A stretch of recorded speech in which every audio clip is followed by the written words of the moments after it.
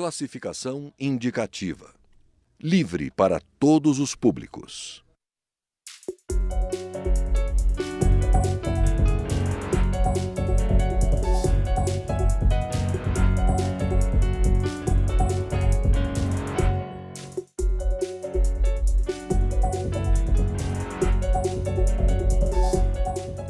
Olá, no dia 23 de junho, o Reino Unido decidiu, por meio de um referendo, deixar a União Europeia. A decisão histórica pode modificar a geopolítica mundial nas próximas décadas. A União Europeia é uma união econômica e política criada após a Segunda Guerra Mundial.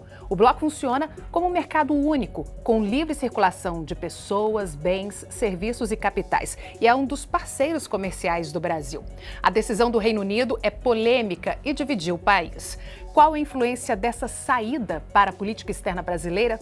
Para debater esse assunto, eu recebo no Câmara Debate o presidente do Grupo Parlamentar Brasil-União Europeia, deputado Eduardo Barbosa, e a deputada Jo Moraes. Como vai? Tudo bem? Então, eu começo com o deputado Eduardo Barbosa. Eu queria saber qual a sua opinião sobre essa saída do Reino Unido com relação à nossa política externa. Bom, Sandra, antes de responder a sua pergunta, eu acredito que essa questão é uma questão que o mundo inteiro está acompanhando com muita atenção, porque eu acho que tem três aspectos que influenciam todo um pensamento da humanidade nos tempos de hoje. Tem um aspecto econômico, como você bem colocou, isso traz um impacto muito importante. Tem também uma outra diretriz política que modifica no mundo a partir dessa decisão, e tem uma questão também afeta aos direitos humanos, porque um dos componentes de pressão também para tal foi justamente o processo de migração, onde a União Europeia como um todo vive esse dilema e esse drama a partir dos conflitos que nós percebemos que aconteceram e que influenciaram muito esse processo migratório. Então você vê que não é uma coisa simples, né? Ela é uma coisa que, de fato, e tem uma interferência geopolítica e política para o mundo inteiro. Para o Brasil, a gente tem hoje um impasse, né? Muito importante de ser refletido. Por quê? O Mercosul e a União Europeia, eles já negociam um acordo há décadas.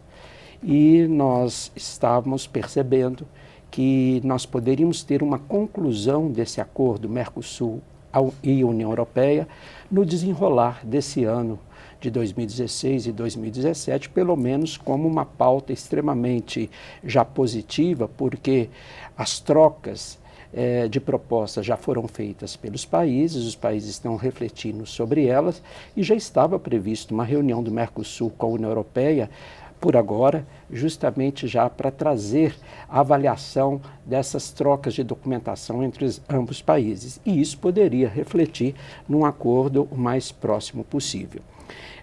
Com essa saída, lógico que o bloco da União Europeia e mesmo o Mercosul vão ter que reavaliar, porque nós temos impactos importantes nisso aí.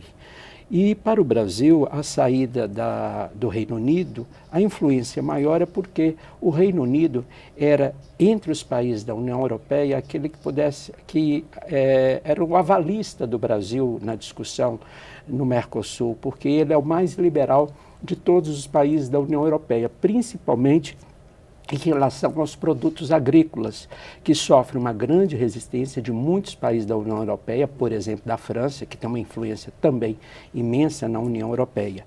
E o Reino Unido sempre apoiou o avanço dessa negociação e também os interesses do próprio Brasil. Então, nós perdemos um aliado forte na União Europeia. Então, isso traz um impacto negativo para nós. Né? Lógico que para o Brasil é muito mais interessante fazer uma negociação econômica com bloco. Por quê? As negociações por países, elas são muito mais demoradas e mais complexas.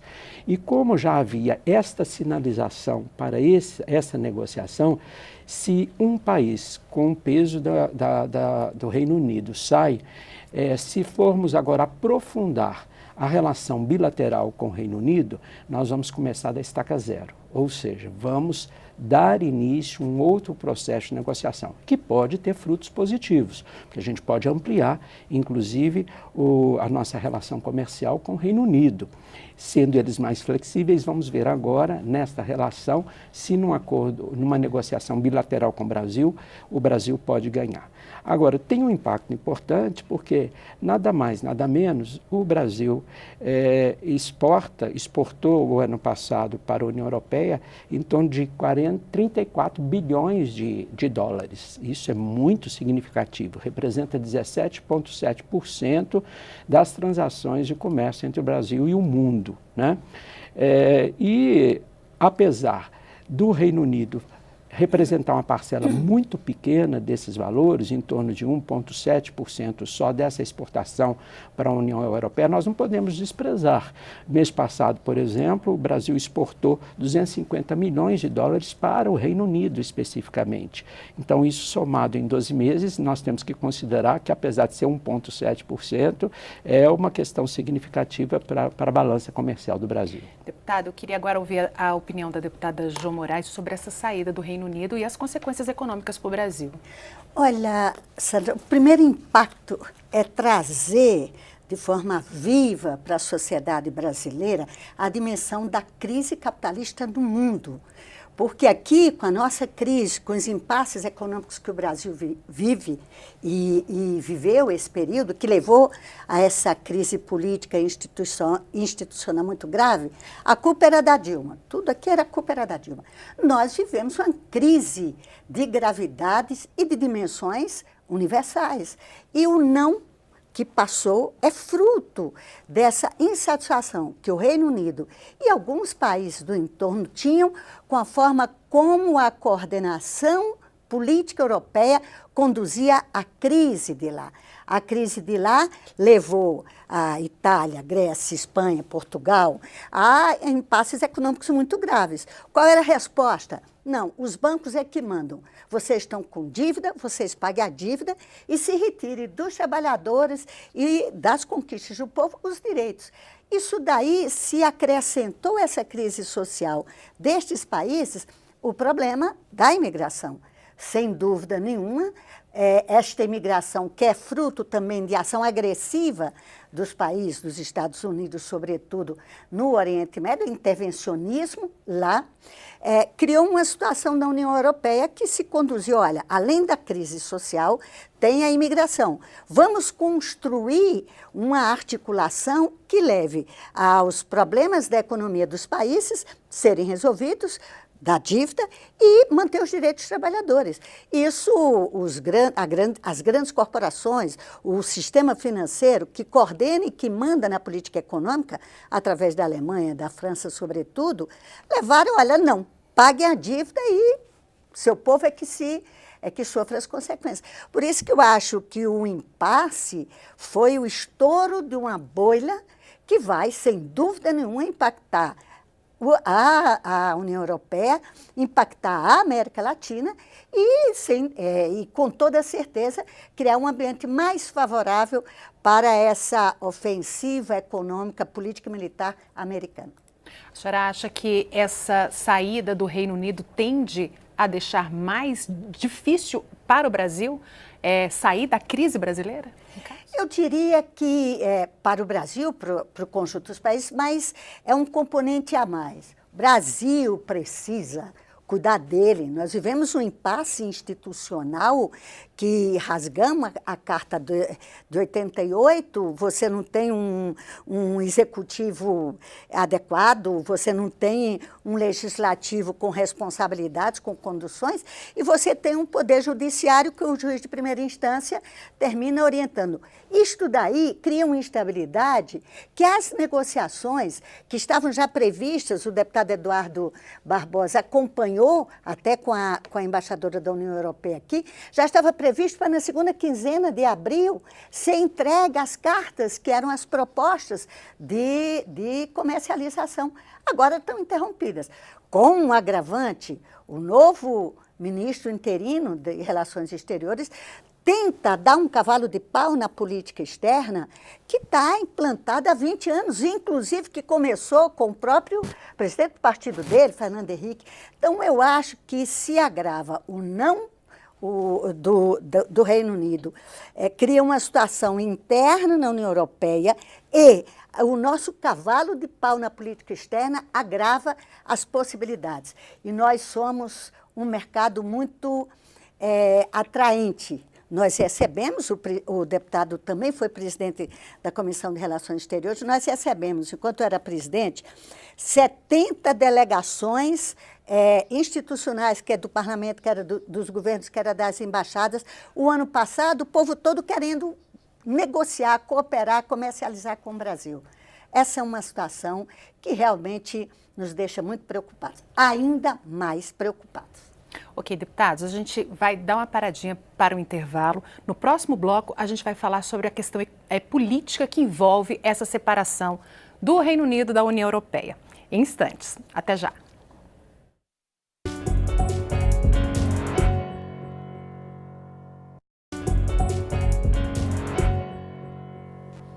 O Câmara Debate está de volta e discute a saída do Reino Unido da União Europeia e a influência dessa decisão histórica na política externa brasileira.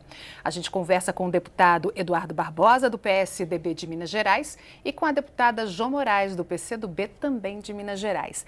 Nós agora vamos falar sobre a influência política, né, dessa saída do Reino Unido da União Europeia.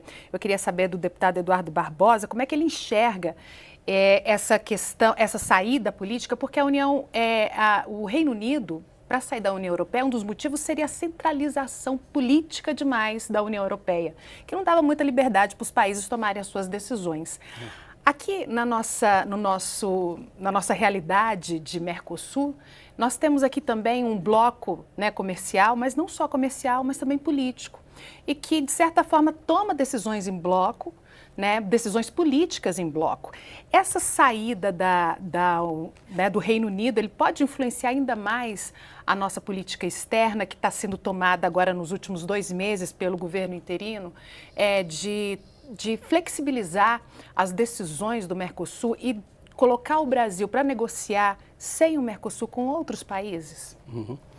Pois bem, eu acho que isso é uma questão relevante e que a comunidade, a população brasileira, inclusive, ela precisa cada vez mais se inteirar e também posicionar em relação a essas questões.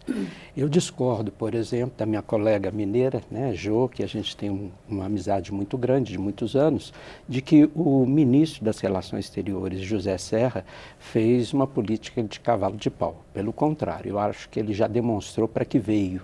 Inclusive, em tão pouco tempo, ele já criou mecanismos de articulação e tem uma pauta muito definida, colocando o Ministério de Relações Exteriores novamente como um órgão articulador da política externa brasileira, coisa que no governo anterior não existia, porque isso era centrado no Palácio. Da mesma forma que a Jo colocou, recebemos aqui delegações de diversos países e com esse interesse de estabelecer relações econômicas. E o Brasil, ao longo desses anos todos, perdeu a oportunidade de estabelecer relações econômicas bilaterais justamente pela questão do Mercosul, aguardando a definição do Mercosul. E essas oportunidades foram perdidas. E o que se faz hoje é uma tentativa de resgate dessas relações bilaterais, enquanto o próprio Mercosul não consegue concretizar os seus feitos. E para o Brasil isso é importante, nós precisamos crescer, nós temos 11 milhões de desempregados, nós temos um déficit muito grande nas dívidas públicas brasileiras, precisamos de investimento, uma população jovem que precisa de empregar, então nós não podemos dar o luxo de ficar aguardando um acordo do Mercosul, que não é tão simples, é muito complexo, e deixarmos de estabelecer relações econômicas. Uma coisa não contrapõe a outra, mas nós temos que também ver para nós. A própria Jo colocou, temos que olhar o nosso país. Se eu preciso de investimento, eu tenho que buscar essa relação econômica com todos os países que querem trabalhar conosco. Essa é uma questão. A outra questão agora que você me perguntou, né? Eu acho elogiável e aplausível que a União Europeia conseguiu fazer com a estrutura que construíram. Nós sabemos ali que foram países que guerrearam durante toda a história e que conseguiram ultrapassar todos esses aspectos culturais, linguísticos. Você sabe que a União Europeia tem um problema linguístico, por exemplo, muito maior do que o nosso, né? Onde num país, né, fala-se 3 línguas, e a cultura é muito diferenciada. Eles conseguiram transpor isso tudo na tentativa de construção desse bloco que, mesmo, né, tendo como base a questão econômica, para que todos pudessem se fortalecer diante de uma política econômica que nós vivenciamos hoje, a União Europeia estrategicamente entendia que para fazer um contraponto ao crescimento da China, aos Estados Unidos, ela tinha que se aliar e ela construiu um arcabouço legal invejável, né? E que não é simples, difícil de discutir, difícil de negociar.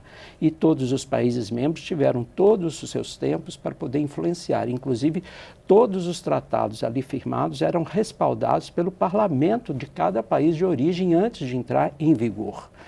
Isso, imagina a gente construir isso na América Latina, mesmo porque a nossa evolução nos países da América Latina, em termos de estruturação de governo, né, de infraestrutura, é muito diferenciada, né?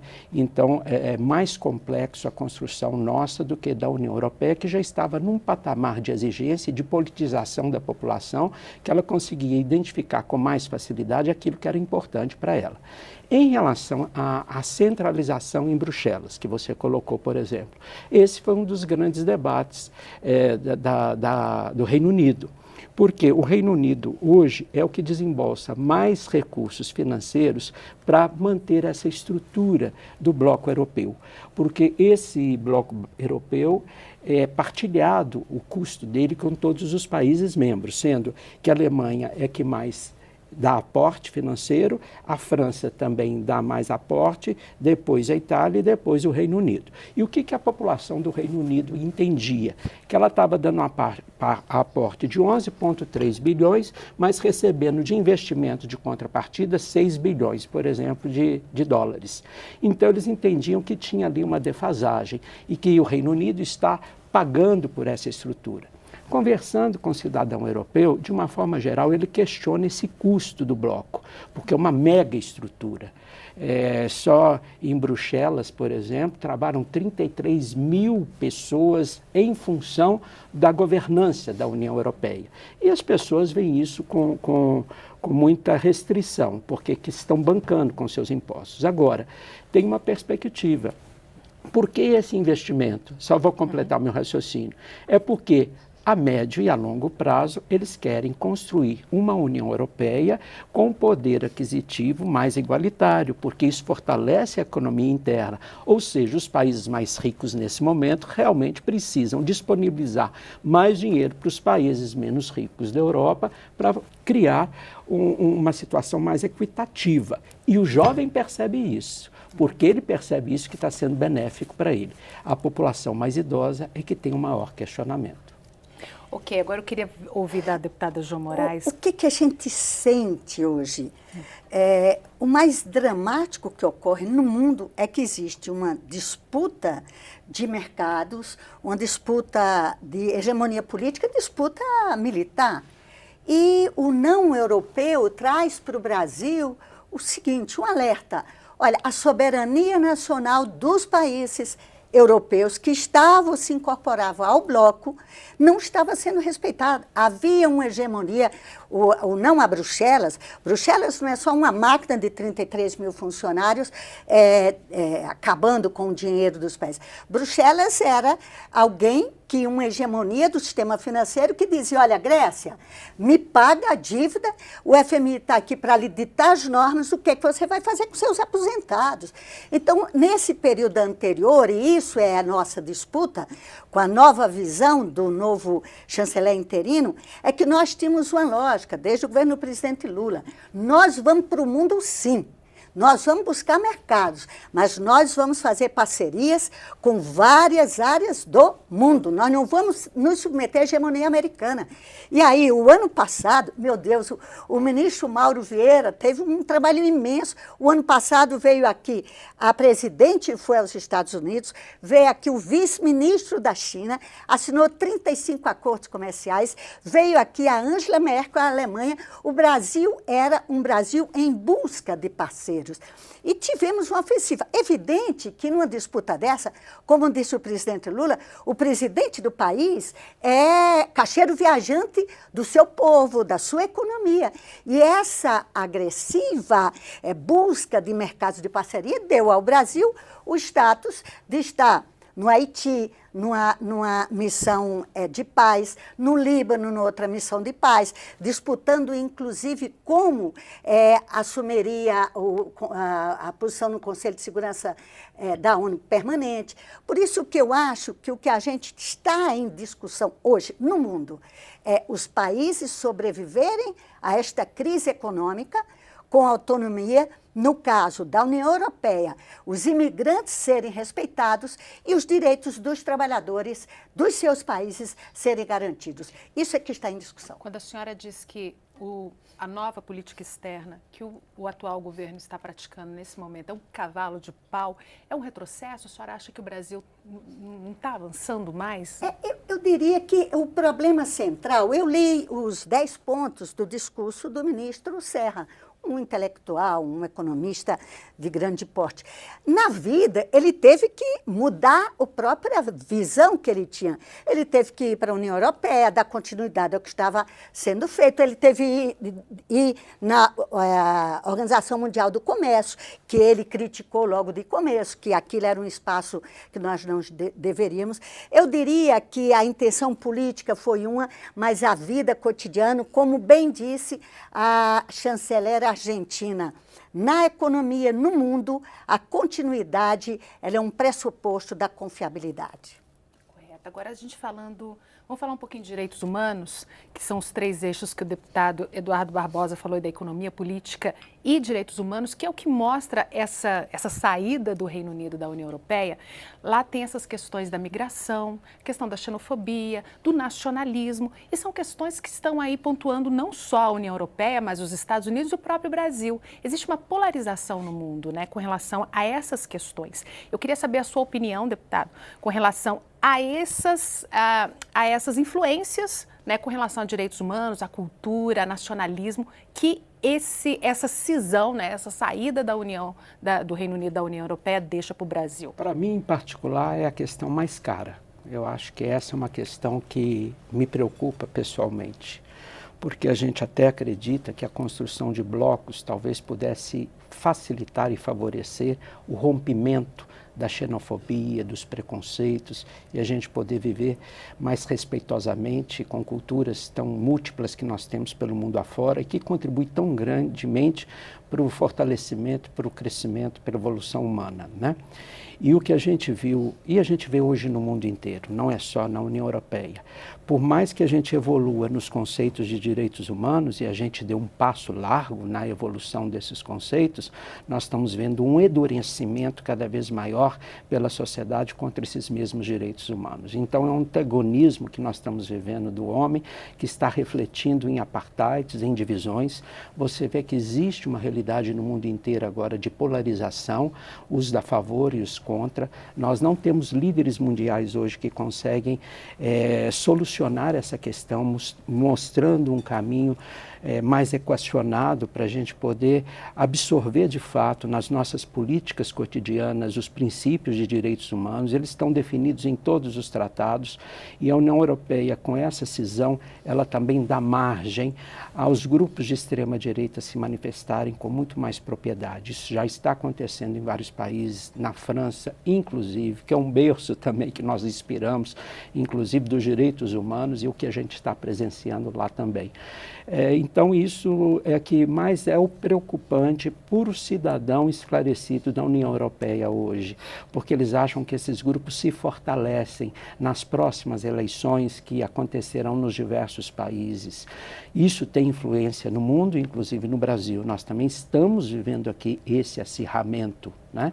Então, isso aí merece uma reflexão menos apaixonada, mais serena, para que a gente possa criar unidades de pessoas que pensam um bem comum e talvez a gente deixar de tensionar as discussões e criar caminhos, porque a população precisa disso. Deputada, e a sua opinião sobre todo esse balanço aí de direitos humanos? Eu diria que o grande desafio é transformar a política humanitária no mundo como algo de responsabilidade dos estados e dos governos. Nós temos visto a dedicação e a generosidade da Organização dos Refugiados, pró-refugiados da ONU. Nós temos visto a generosidade dos Médicos Sem Fronteiras. E não há uma política pública dos governos e dos estados que deem sustentação a essa ação humanitária. Por isso, nós iríamos realizar o ano passado um seminário sobre esse tema. Explodiu um navio, uma bomba no navio dos Médicos Sem Fronteiras, de uma escola das organizações humanitárias, e eu diria que está na ordem do dia da gente trazer esta pauta para o Brasil para combater a intolerância e abrir este país, porque este país foi feito por pessoas que vieram de fora também e nos ajudaram a construir essa unidade. Por isso que os governos têm que ter o compromisso, sobretudo com a política humanitária. Com relação ao Brasil, essa polarização aqui dentro do Brasil também, deputada? Olha, nós vimos construindo uma política pública favorável à superação da intolerância em relação aos que vinham de fora, os imigrantes. Nós tivemos um grupo de trabalho, que teve à frente o deputado Eduardo Barbosa, que conversou com várias instituições dessas. Nós estamos com uma votação da lei de imigração que ajuda e que avança, porque a lei de imigração anterior era do período da ditadura, e eu acho que temos que avançar em torno dessas questões. Ok, infelizmente nós não temos mais tempo. Muito obrigada pela participação dos senhores aqui no Câmara Debate. O Câmara Debate... Obrigada. O Câmara Debate termina aqui. Você pode rever esse e outros programas na nossa página câmara.leg.br/TV. Nós também estamos no YouTube. Obrigada pela audiência e até a próxima.